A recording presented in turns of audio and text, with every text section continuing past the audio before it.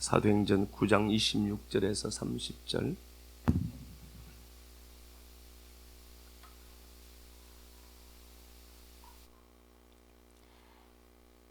사울이 예루살렘에 가서 제자들을 사귀고자 하나 다 두려워하여 그가 제자됨을 믿지 아니하니 바나바가 데리고 사도들에게 가서 그가 길에서 어떻게 주를 보았는지와 주께서 그에게 말씀하신 일과 다메섹에서 그가 어떻게 예수의 이름으로 담대히 말하였는지를 전하니라.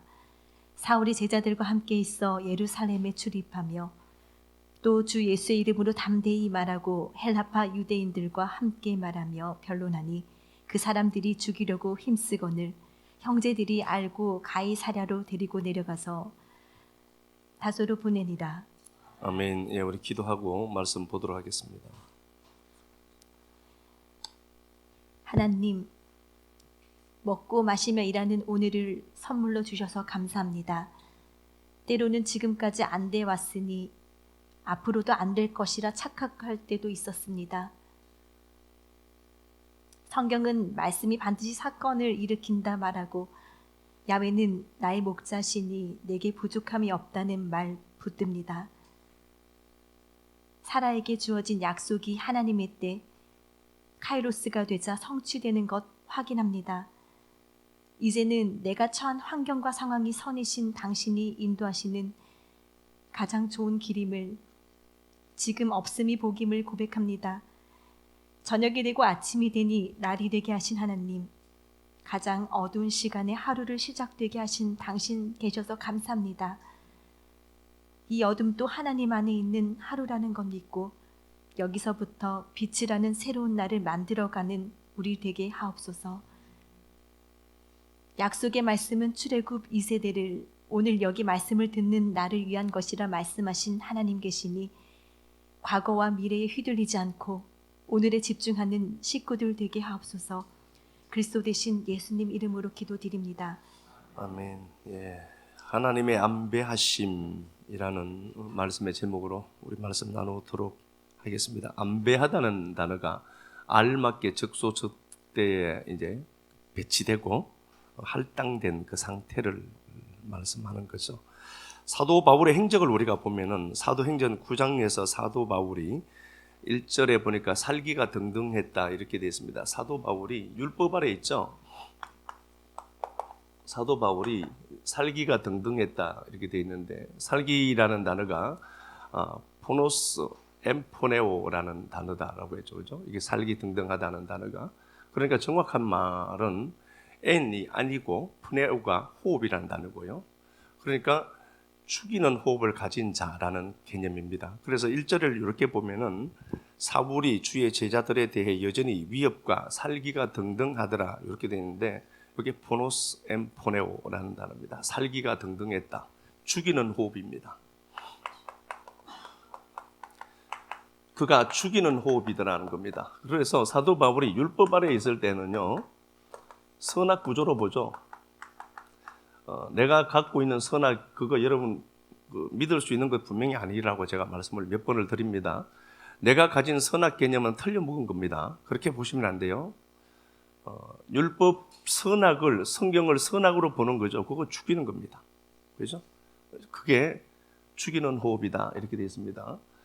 그걸 갖고 율법 아래에서 대제사장으로부터 공문을 받고, 그죠? 그렇게 해서 예수 믿는 사람들을 죽이려고 하는 그 길에 다메섹 도상에서 예수 그리스도를 만납니다.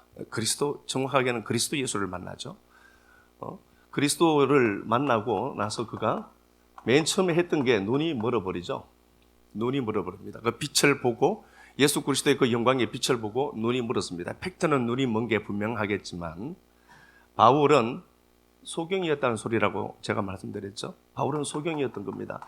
율법 안에서 눈이 굉장히 밝았죠. 선악과를 먹은 아담과 하와가 눈이 밝아서 이렇게 돼 있죠. 그 눈 얘기하는 겁니다. 율법 아래에 있는데 성경을 온통 선악 구조로만 보죠. 내가 갖고 있는 선악 구조로만 자꾸 평가하시면 안 돼요. 그렇게 보던 그를 하나님 얘가 소경이어서를 확인시켜내려고 소경을 만든 겁니다. 그래서 누가복음 요한복음 9장 41절에도 니들이 본다고 하니 그게 죄다, 소경이다는 거겠죠. 육신의 눈으로 보여지는 상태, 율법을 선악으로 가져가서 보는데 이 상태를 이게 바로 죽이는 거고 이게 바로 소경이야 이렇게 되어 있습니다. 이게 바로 소경인 상태다 이렇게 되어 있습니다. 그렇게 그가 살아가는데 사도행전 9장에서 담메색 도상에서 그가 사도 바울이 예수 그리스도를 만나죠. 만나고 나서 그가 어찌할 바를 모릅니다. 그럴 때 하나님이 처음에 예비한 사람이 아나니아입니다. 집가라는 거리로 가라 그렇게 되어 있는데 이제 곧은 길이겠죠. 곧은 길로 가면은 거기에 아나니아라는 사람이 있다. 아나니아에게서 안수를 받고 사도 바울의 눈이 열립니다. 아나니아가 은혜라는 단어입니다. 은혜를 받아야 눈이 열리는구나. 내가 지금 성경을 갖고 온통 선악 구조로 가져가서 율법으로 계명으로 인간의 윤리 도덕 정도 차원으로 성경을 이해만 하고 그렇게 지켰는데 내가 바로 소경이고 내가 바로 죽이는 놈이었네. 살리는 게 아니라. 그리고 그가 아나니아를 만나서 아나니아가 은혜라는 단어인데요. 그 은혜를 만나니까 눈이 열려요. 그렇죠? 자, 그러면은 바울의 인생에 율법의 신봉자였던 그 사도 바울의 인생에 이미 하나님은 담메색 도상이라고 하는 것을 예비해 두셨죠. 그리고 둘째는 그의 눈이 멀 것을 그분은 아셨죠. 그리고 그 하나님은 아나니아를 예비해 두신 겁니다. 요걸 안배했다고 합니다. 하나님이 이미 미리 배치해 둔 겁니다. 인생이 그냥 살아가다 보니 이런 사람 저런 사람 만날까요? 그렇지 않습니다. 인생은 하나님의 철저한 안배하심 속에 하나님이 그 사건, 그 환경, 그 사람을 내 삶 속에 집어넣지 않았다면 여러분들 오늘 여러분들로 있을 수 있을까요? 없어요. 그 안배하심은 누가 한 거죠? 하나님이 하신 겁니다. 그 하나님이 했다. 아나니아를 통해서 하나님이 사도 바울의 눈을 열어내시죠. 그리고 사도 바울은 눈이 열렸고 그는 성격이 곧바로 움직이는 사람입니다. 뒤로 미루는 사람이 아니죠. 그래서 그가 사도 바울이 예수 그리스도를 만나고 나서 곧바로 그가 복음을 제시했는데 저항에 부딪힙니다. 왜 그렇죠? 방금 전까지 죽이려고 했던 사람이거든. 그래서 여러분 우리의 삶도 참 중요한 이유는요. 내가 이런 삶을 살아가면서 우리의 인격이라고 하는 내 삶의 바운더리가 중요한 건 그게 구원과 연계되어 있지는 않지만 사람들은 그걸 본다는 사실입니다. 그래서 우리는 내가 한 말에 책임을 져야 되고 내가 하는 말을 쉽게 내뱉으면 안 되고 반드시 우리에게 주어진 그 삶의 자리에서 내가 했던 그 어떤 것들은 반드시 책임을 지면서 살아가는 거예요. 그렇게 되어 있고요. 두 번째 어떻게 됐나 보니까 바울과 그를 이런 상황이고 마찰이 계속되는 겁니다. 그리고 주의 제자들이 사도 바울의 정통성을 인정하지 않습니다. 여러분 이게 쉬운 게 아니고요. 사도 바울이 교회를 핍박했던 사람이란 말입니다. 교회를 핍박했던 그가 어느 날 갑자기 가더니 예수 만났다라고 하고 자기가 주의 제자가 됐다라고 얘기하거든요. 누가 믿겠냐고요. 그런데 여기에 한 사람이 하나님이 한 사람을 등장시키는데 바나바입니다. 바나바가 등장해서 사도 바울을 끌고 주의 제자들에게 가는 장면이 오늘 묘사되어 있습니다. 한번 보겠습니다. 27절 보면은 26절 보니까 사울이 예루살렘에 가서 제자들을 사귀고자 하나 두려워해서 사도 바울을 믿지 못하죠. 당연히 어제까지만 해도 개판이었으니까 못 믿는 겁니다. 27절 바나바가 데리고 이게요 그냥 데리고 갔다라는 정도 단어가 아니라 에필람바노마이라는 단어는 강하게 붙들고 끌고 간 거예요. 단지 그냥 가자 그 정도 이야기가 아니라 에필람바노마이라는 단어는 완전히 범인을 체포해서 끌고 갈 때 썼던 단어예요. 가장 강한 결속력을 갖고 끌고 갔다는 소리입니다. 데리고 갔다는 소리예요. 그러니까 바나바의 적극성이 여기 나오는데요. 바나바가 바울을 움켜잡고 간 거거든요. 그렇게 끌고 간 겁니다. 자, 보겠습니다. 바나바가 데리고 사도들에게 가서 그의 길에서 어떻게 주를 보았는지 주께서 그에게 말씀하신 일과 다메섹에서 그가 어떻게 예수의 이름으로 담대하게 말하였는지를 전하니라. 그렇게 되어 있죠. 디오게마이인데요. 전하니라 라는 단어가 이게 무언가를 정확하게 드러내고 진술할 때, 법정에서 진술할 때 썼던 단어예요. 바울을 진술해 줍니다. 바울의 말은 믿기지 않죠. 그래서 바울이 말을 하지 않아요. 바나바가 제자들과 깊은 사귐이 있었거든요. 이 바나바는 초기 교회가, 초대 교회가 시작되는 그 시점에 자기 사제를 틀어서 주의 제자들 발 아래 놓아서 그걸로 공동체 생활이 가능하도록 한 사람입니다. 이 바나바가. 그러니까 바나바와 제자들의 관계는 좋을 수밖에 없죠. 이 좋은 관계가 누구에게 가나 보니까 바울의 관계까지로 이어져 가요. 바울의 말은 안 들어요. 그러니까 바나바가 바울을 움켜잡고, 그렇죠? 움켜잡고 끌고 가서 바울에 대해서 그가 진술해내요. 그리고 주의 제자들이 바울의 말을 믿은 게 아니라 바나바의 말을 믿어요. 그러면은 사도 바울의 인생에 하나님은 이미 바나바와 아나니아를 예비해 두셨죠. 이걸 하나님의 안배하심이랍니다. 사람이 그냥 만난다고요? 아니요. 많은 조건들의 합에 의해서 만나요. 그런데 지혜롭고 똑똑한 사람은 이 만남이 보통 만남이 아니구나를 알죠. 제가 말씀드렸죠. 만남은 하늘의 영역이고 관계는 땅의 영역이에요. 관계는 잘해가야 돼요. 사람의 관계는요, 유리 그릇 같다라고 해요. 그래서요, 깨어지지 않도록 노심초사 살피기도 하고요. 주고받고 하는 상관관계가 분명히 성립되는 게 인간관계입니다. 그래서 그 관계를 잘해가야 되는 게 맞아요. 우리는 이 모든 일들을 바울의 입장에서 보면은 하나님의 안배하심, 예비하심, 준비하심에 다 들어있더라는 겁니다. 그래서요, 우리가 대전제는 하나 있습니다. 하나님이 다니엘서 4장에 그렇게 되어 있죠. 하나님이 인간의 나라를 다스리며 그의 뜻대로 해가신다. 하나님의 뜻이 집행되는 세상이에요. 하나님의 뜻이 집행되고 하나님이 인간 나라를 통치하고 계십니다. 사람들에 의해서 그렇죠? 아니요, 그렇지 않습니다. 하나님의 통치하심 속에 우리 삶이 묶여 있다는 겁니다.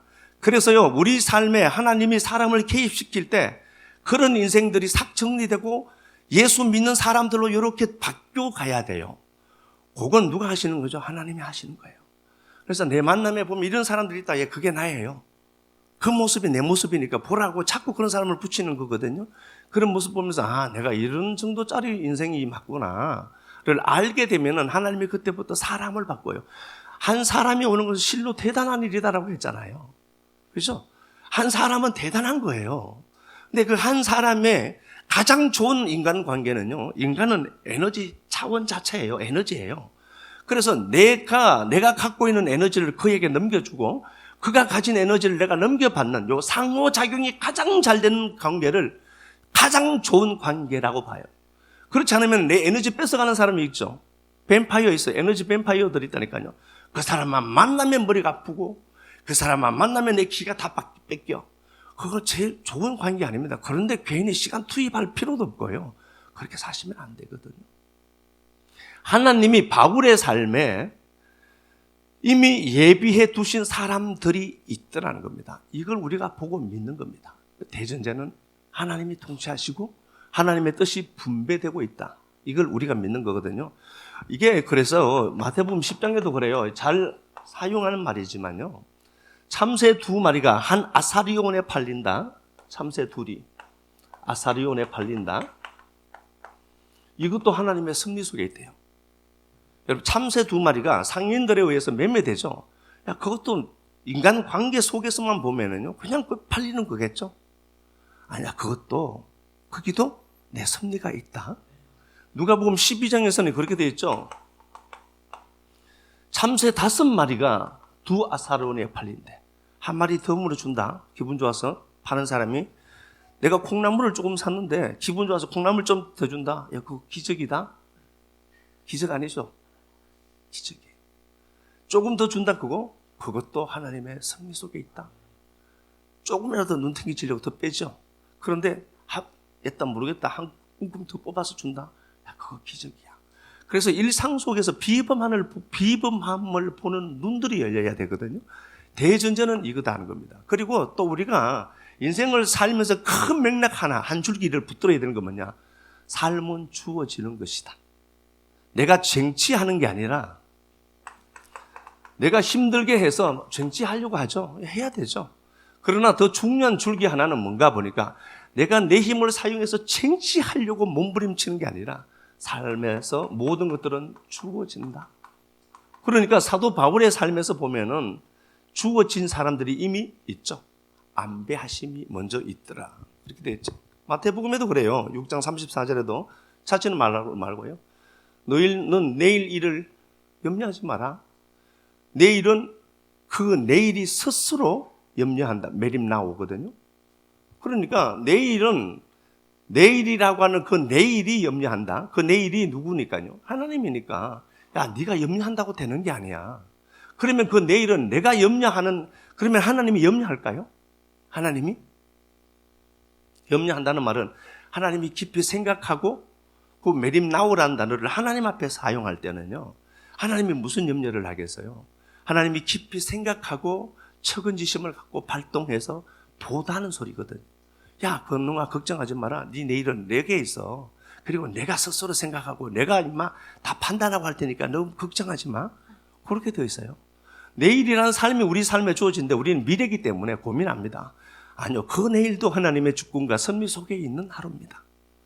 그렇게 놓고 보면은 우리 삶에 우리가 우리 삶을 영위해 가는데 어느 것 하나 그냥 막 주어지는 것들이 있느냐? 아니다.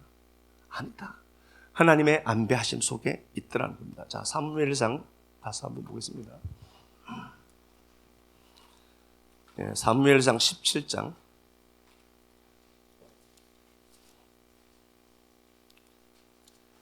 여기 사무엘상 17장을 보면은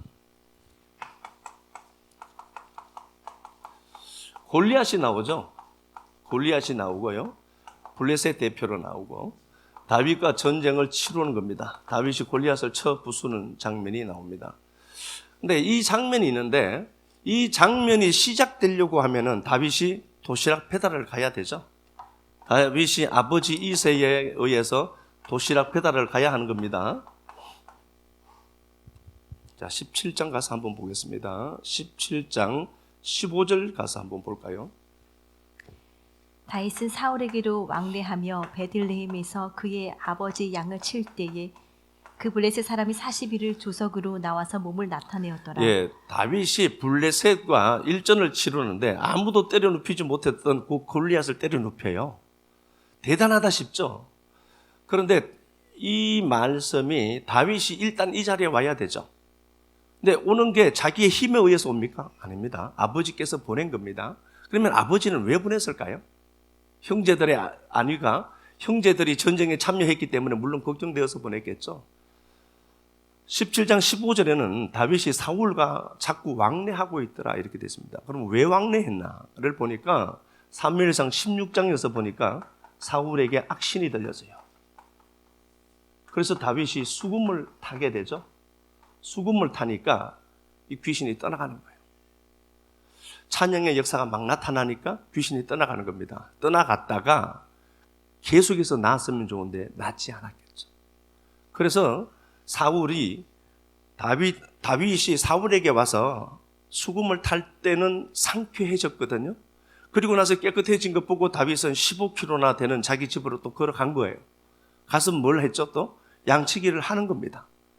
그러다가 빨리 와라, 왕이 좀 이상해졌다. 그러면 가서 또 수금 들고 또 치러 간 거예요. 그러면은 다윗이 오늘 전장터에 등장하려고 하면은 하나님은 어떻게 안배를 해야 되죠? 듣도 보도 못한 놈이 와서 우리 형 도시락 배달 좀 해주세요. 이놈이 미친나? 만나게 하겠냐고요, 전쟁터인데. 근데 다윗이 왜 만났나 보니까 다윗은 이미 익숙해져 있어요, 사람들과. 어떻게 되어 있죠? 왕래하면서. 그러면은 사울에게서 악신이 있는데 사울에게서 악신이 한 방에 낫지 않더라는 겁니다. 우리가 갖고 있는 개념은 뭐예요? 한 방에 나면 얼마 좋아.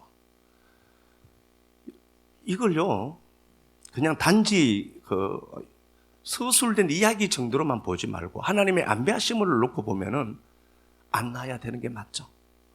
아, 그러면은 내 인생에 내가 뭐 그토록 찾으려고 하는 그거 하나님 한 방에 옛다. 그리고 딱 주시면 참 좋은데 맛보게 하고 또 다시 떨어지게 하고 그럴 수 안 그랬으면 좋겠어요.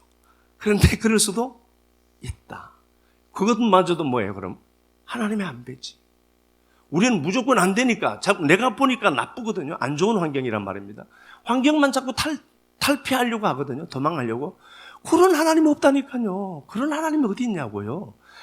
내 상황에 필요하니까 그 환경도 하나님이 안배하신 것 아닙니까? 그런 것 아닙니까? 다윗이 사울과 왔다 갔다를 계속해서 많이 반복하고 있었고요. 그래서 다윗이 이세 보기에는 다윗 보내는 게 가장 좋아요. 왜? 사람들하고 잘 알고 있거든. 이미 왕 앞에서 독대에서 죽음 탈 정도로 사람들에게 인기 있는 스타였던 거예요. 그래서 보내지 아무나 보냈으면 이제 들어가지도 못해요. 진영 속에. 이 하나님이 이 모든 것들을 안배하려고 사울에게 있는 귀신도 한 방에 쫓아내지 않더라. 아, 그렇구나. 그렇죠. 제가 이거 경험해봐서 잘 알아요. 한 방에 안 보낼 때도 있어요. 이게 결국은 뭔가 보니까 더 좋게 만드시는 하나님의 안배하심이 여기 있더라는 겁니다. 자, 봐요. 그래서 이 사울의 군대가 이스라엘이 블레셋을 보고 꼼짝달싹을 못 하거든요. 40일 동안 이놈들아 싸우자라고 얘기했는데 덤벼들지 못해요. 그런데 잘 보면은 다윗이 이 전쟁에서 승리하고 다윗이 부각되게 되는 가장 중요한 시점이 되는데 이때요 사울에게 있어서 사울의 아들 요나단이 있습니다. 요나단도 믿음의 사람입니다. 이 사람이 이 자리에 있었어요. 요나단도 분명히 이 사무엘상 17장 현장에 있었단 말입니다. 그것도 군사 1000명이나 데리고 있어서요. 사울이 2000명을 데리고 있고 사울에게 군사 2000, 요나단에게 군사 1000이 있었다니까요. 요나단 이 사람도 대단한 사람입니다. 믿음 그러면요 한가닥 하는 사람이란 말입니다. 이 양반이 사무엘상 13장에서 블레셋과 대치 중인 상황이 있는데 마병이 13만 정도가 8만인가? 탱크 8만 대가 있는 이때에 블레셋과 대치하고 있었어요. 사람들은 무서워서 도망가고요. 집으로 도망가고 막 다 숨어버리고 기가 막힌 상황을 만났을 때 요나단이 부관 하나 하고 야 우리가 올라가 보자 저놈들 있는 진영으로. 그래서 보세서 세라라고 하는 그 절벽을 막 가파른 절벽을 개처럼 기어갔다라고 되어 있다니까요. 13장 4절 이하 말씀에 보면은 개처럼 기어 올라가서요. 부관하고 부관이 만약에 그날따라 컨디션이 안 좋아서 오늘 안 될 것 같습니다. 우리 삼천으로도 할 수 없는 일을 우리 둘이서 어떻게 합니까? 이성이 발달되어서 이성의 통제를 만약에 받아서 안 됩니다. 이거 도저히 안 됩니다. 뻔한 것 아니냐. 하지 맙시다. 라고 했으면 요나단 안 갈 수도 있었겠죠. 근데 둘의 마음이 그날따라 통했던 거예요. 물론 믿음 있는 사람을 부관으로 했겠죠. 당연히. 이성이 작동하는 것보다 믿음이 작동하는 두 사람이 올라갔고 막 기어 올라갔고 이 30명을 죽이고 그것 때문에 블레셋 진영에 큰 두려움이 동반되게 되죠. 그렇게 해서 전쟁에서 승리를 하거든요. 그 장본인이 요나단이 그 자리에 있어요. 그런데 요나단에게 그 믿음이 생기지 않아요. 이유는 뭘까요? 다윗에게 주어진 하나님의 안배하심이거든요. 그래서요 이런 게 있어요. 교회도 똑같은데요. 저 사람이 하면 좋을 텐데 라고 하는데 그 사람이 안 하죠. 우리가 선악으로 볼 필요 없어요. 그거요. 네 눈에 보니까 네가 하면 돼요. 아셨죠? 그런 얘기 하지 말자. 우리 그런 얘기 하지 말고 좀 신사답게 하자. 근데 저도 그런 마음이 없잖아 있기도 한데 좀 와서 열심히 좀 해주면 좋은데 그런 마음이 있는데 이때 요나단이 그 자리에 있었음에도 불구하고 요나단에게 믿음이 생성되잖아요. 그래서 믿음은 선물이라고 하는 겁니다. 근데 이상하죠? 둘은 믿음을 갖고 있는 사람이거든요. 믿음을 갖고 있는 다윗과 믿음을 가진 요나단이 딱 만나니까 역사가 나와요. 이 둘이 나이가 보통 학자들이 25세에서 30세로 추정하는데 약 한 30세 정도 차이가 나요. 나이 다르죠. 30세가 친구가 어떻게 돼요? 30세가 다른데. 나이 차이가 30세가 다른데. 그리고 하나는 왕자고 하나는 목동인데. 자라온 것도 환경도 다르고 사용하는 궁중 언어도 다르고 다 다르잖아요. 그런데 이 둘이 친구가 되더라. 18장 1절에 둘은 친구가 되었고 요나단이 이미 알아봐요. 아, 다음 세대는 제가 왕이 되겠구나를 알죠. 혈육의 청을 뛰어넘어서 다윗을 돕기 시작해요. 믿음과 믿음이 만나면 여러분 역사가 있습니다. 사람은 그냥 만나서 사랑하는 걸로 보이지만요, 사랑과 사랑이 만나면 역사가 있던 것처럼 믿음과 믿음이 만나면 역사가 생겨요. 믿음과 이성이 만나면 이성에 끌려가거든요, 이 논리에. 그런데 믿음과 믿음이 만나니까 역사가 나타나고, 이 요나단이 18장에서 보니까 다윗을 너무 사랑했대요. 너무 사랑했는데 이 요나단이 다윗에게 자기가 갖고 있는 칼과 갑옷과 자기의 군복을 다 그대로 벗어주죠. 옷을 넘겨준다는 것은 신분을 넘겨주는 거거든요. 하나님의 영광을 볼 그 차례가 요나단인데 차기 왕이란 말입니다. 이 사람의 성품도 괜찮잖아요. 그런데 다윗에게 그 왕권을 위임해 주는 겁니다. 그래서 다윗의 삶에 가장 지대한 공을 세운 게 누구냐? 요나단이에요. 요나단이겠죠. 그러면은 이런 삶을 통해서 보건대 하나님이 얼마나 촘촘하게 한 사람의 삶의 영역에 역사했는가. 사울 사용했죠. 귀신 안 떠나가게 했죠. 이런 많은 것들을 하나님이 안배해 두셨다는 것을 믿어야 돼요. 그 안배하심이 마침내는 다윗을 통해서 이런 기가 막힌 상황에서 탈출하게 하고 다윗을 높이 지켜들어요. 다윗이 이걸 알았다니까요. 사무엘하 5장 가서 한번 볼까요? 예, 사무엘하 5장 12절 가서 한번 보겠습니다. 예, 사무엘하 5장 12절. 다윗이 야훼께서 자기를 세우사 이스라엘 왕으로 삼으신 것과 그의 백성 이스라엘을 위하여 그 나라를 높이신 것을 알았더라. 예, 다윗이 왕이 됐죠. 자기 힘으로 쟁취한 게 아니라 주어지는 삶인 것을 알죠. 그래서 다윗이 왕이 됐는데 그 왕 삼은 것은 내가 왕이네 그게 아니라 주의 백성과 하나님의 나라를 위해서 왕으로 세웠다. 이게 쿤이에요. 쿤이라는 단어거든요. 예정했다, 예비했다, 준비했다, 그거예요. 안배했다는 말입니다. 그러면은 다윗이 왕이 되어서 많은 걸 누려요. 왕이 되어서 누리는 게 목적입니까? 아니요. 그 나라와 그 백성들을 위해서 자기를 왕으로 안배했구나를 알아요. 그러니까 이게 그 하나님의 안배하심을 믿고 안배하심 속에서 걸어가는 사람의 삶과 내가 이렇게 쟁취해서 내 거 가졌는데 라고 하는 사람의 삶의 모습은 분명히 다를걸요. 쟁취하는 게 아니라 주어지는 삶이었구나. 다윗이 왕권을 갖고 싶어서 몸부림친 게 성경에 한 구절도 나오느냐? 안 나와요. 한 구절도 안 나와요. 그냥 모순적인 상황 속에서 울고 아파하고 힘들어하고 막 그러면서 광야도 지나가고 개구멍에 잠도 자보고 춥고 배고픈 것도 또 느끼고 양식이 떨어지는 것 때문에 아파도 하고 그러면서 그가 갖는 그 길이 왕이 되는 길이었다니까요. 그래서요, 우리가 오늘 이 본문 말씀을 잘 이해하셔서 듣고 보면은 하나님이 내 모든 인생에, 내 모든 전 인생에 하나님의 안배하심 속에 내가 걸어가고 있구나 알아먹고 가는 거거든요. 이게 잘 그렇잖아요. 룻기 알잖아요. 룻의 입장에서 한번 보겠습니다. 룻의 입장에서 보면은 룻은 아시다시피 모함 여자예요. 신명기 23장 1절 이하 말씀에 모함 여자는 하나님의 나라에 못 들어와요. 그런데 룻이 들어와요. 이때가 시대적으로 사사시대거든요. 사사시대입니다. 자기 팔을 흔들고 다닐 때예요. 자기 속에는 옳은 대로 했는 거니까. 만약에 이때 하나님 나라가 완벽하게 시스템이 구축되어 있고 정말 그들 입장에서 보기에 정말 괜찮은 사람들만 포진해 있다면 롯은 못 들어와요. 네 깎게 어떻게 들어와? 그렇겠죠. 그런데 이때 굉장히 느슨해진 시기입니다. 사사시대거든.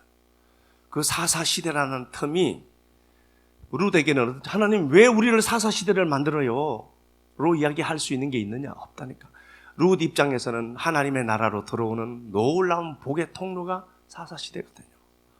하나님이 한 사람을 위해서라도 그 시대의 흐름, 시류조차 바꿀 수 있는 힘을 갖고 계시구나. 하나님이 한 사람.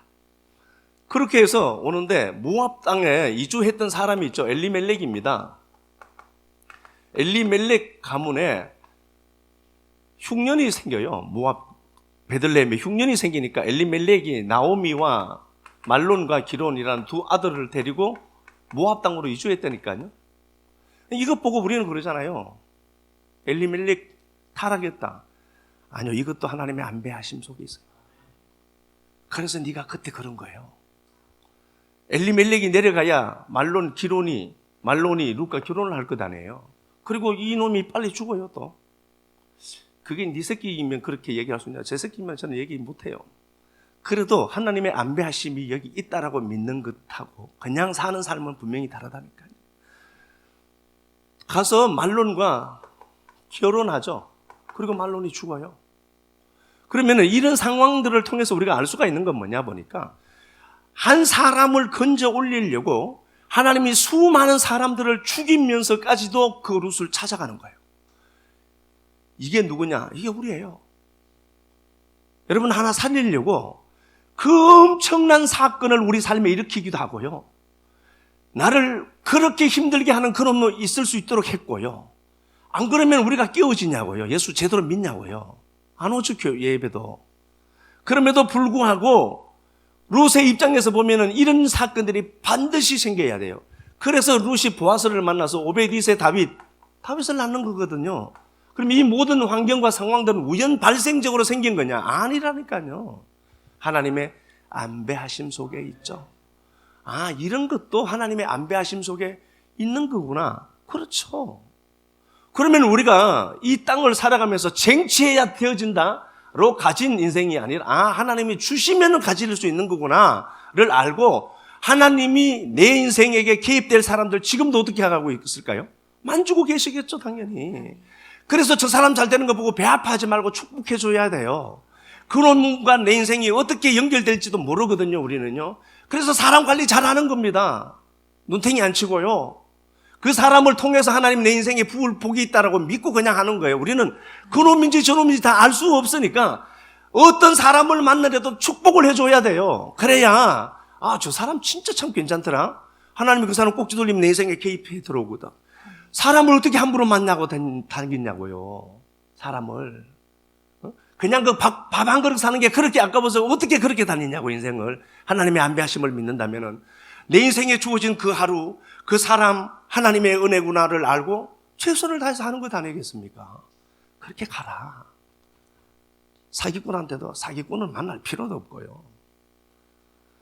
우리 삶에 부어지는 하나님의 안배하심을 믿고 걸어가는 삶. 다윗을 한번 볼까요? 시편 25편 한번 가서 봅시다. 시편 25편 가서 한번 봅시다.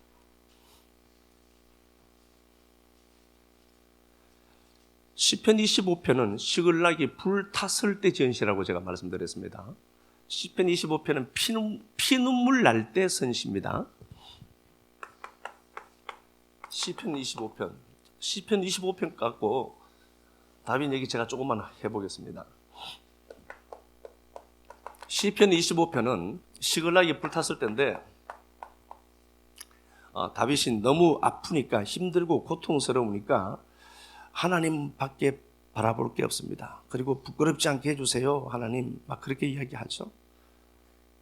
수치를 당하지 않도록 해달라고 그가 고백합니다. 14절 이렇게 되어 있습니다. 14절 한번 가서 보겠습니다. 야훼의 친밀하심이 그를 경외하는 자들에게 있으며 그의 언약을 그들에게 보이시리로다. 예, 하나님과의 친밀함을 붙들고 있어요. 이게 돈이 안 될 것 같거든요. 하나님과의 친밀함을 내가 유지하고 있는데 이게 실제로 내 삶에서 보면은 어떤 현상으로 나타나는 게 곧바로 나타나지 않을 수 있거든요. 하나님과의 친밀함을 갖고 있어요. 돈이 되나? 곧바로 돈이 안 되죠. 그죠? 시글락이 불탔는데 지금 환경과 상황이 이런데 하나님 붙들고 있다고 그게 뭐가 회복이 되느냐 싶죠. 근데 다윗은 왜 이럴 수 있었는가를 보면은요.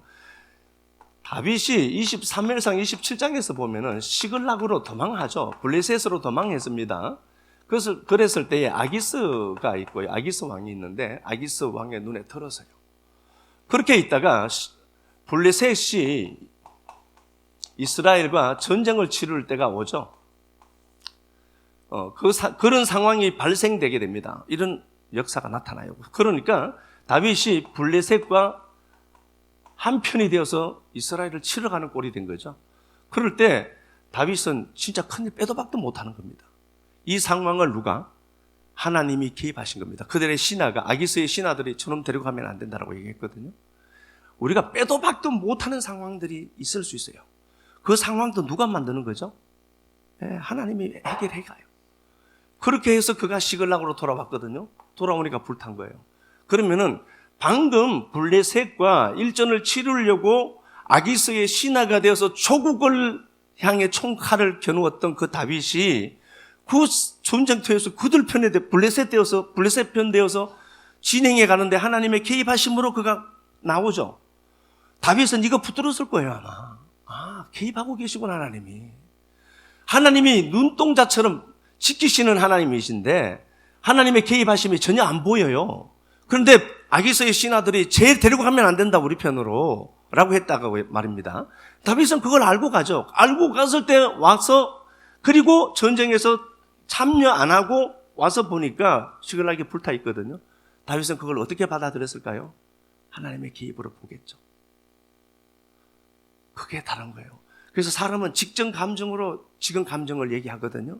그래서 내게 와서 누군가가 무슨 이야기를 할 때 기분이 나쁜 얘기를 한다. 직전 감정이 안 좋아서 그럴 확률이 굉장히 높아요. 그거 보고 하지 말고. 그러니까 직전 감정이 어떻죠? 다윗의 감정은 하나님의 개입이 있구나. 로 와서 딱 보니까 시글락이 불탄 것도 하나님의 개입으로 본 거죠. 실제로 팩트로도 아말렉이 시글락을 쳤죠. 다윗이 사는 시글락을 쳤단 말입니다. 시글락을 칠 때 다른 이웃 도시들도 치고 와서 시글락을 친 거거든요. 그날따라 돈이 많았어요, 이놈들이. 아말렉이 전리품이 엄청나게 많았죠. 다윗이 추격했고 애굽 소년 하나를 발견해요. 하나님 갈까요? 그래, 가. 갔는데 애굽 소년 하나가 병들는데 그 광야에 버려져 있는 겁니다. 사람들의 시선은 다윗이 정말 그런 것들을 보는 눈이 없었다면 그냥 패스했을걸요. 나도 바쁜데 걔를 왜 돕겠어요? 그런데 믿음의 사람은 환경과 상황을 그냥 우연으로 치부하지 않거든요. 가는데 그 사람이 보인 거죠. 붙들어서 세우고 묻고 물 주고 양식을 줘요.